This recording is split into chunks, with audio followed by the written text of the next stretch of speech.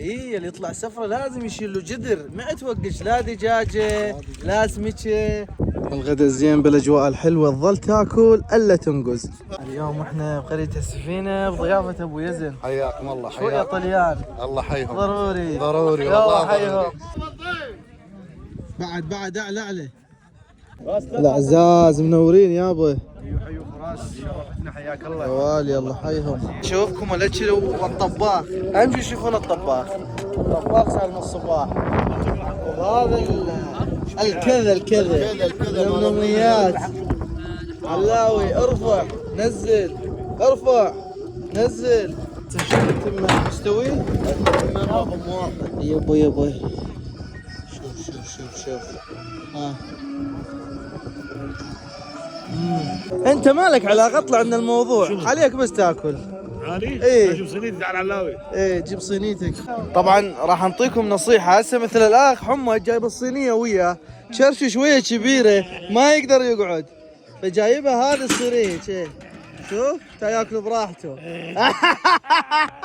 بشير اريد وجهك يتر يصير، لان وجهك تعبان ومطعق والله. لعبتك ظل صور انت. افراد دائما نقول لكم لازم خبز صاج. شو تقول ابو العز؟ والله حكي الكلام صحيح؟ صح يا ولد سالم. نقع تمن كثر تمن علاوي. الامور طلعت من السيطره هسه، لازم كله قدوره. انت وتمشي اخي على كيفك نزلين، على كيفك على كيفك. ما شاء الله ما شاء الله الخير، ما شاء الله ما شاء الله الامور طيبه جيد. اهم شيء الزلط مو؟ لا والله اهم شيء اللحم.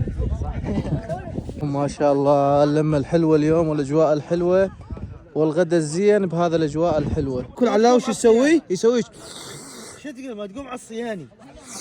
هذا طلع الصوت يعني عظام رقم واحد.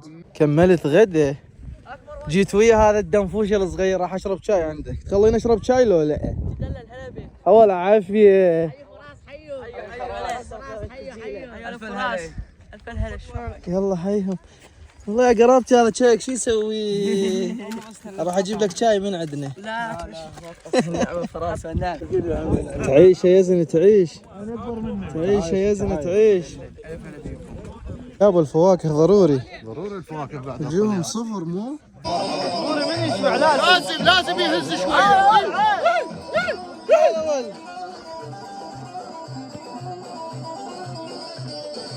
يا ابو رجال لا تنحجر لو صارت تخديم.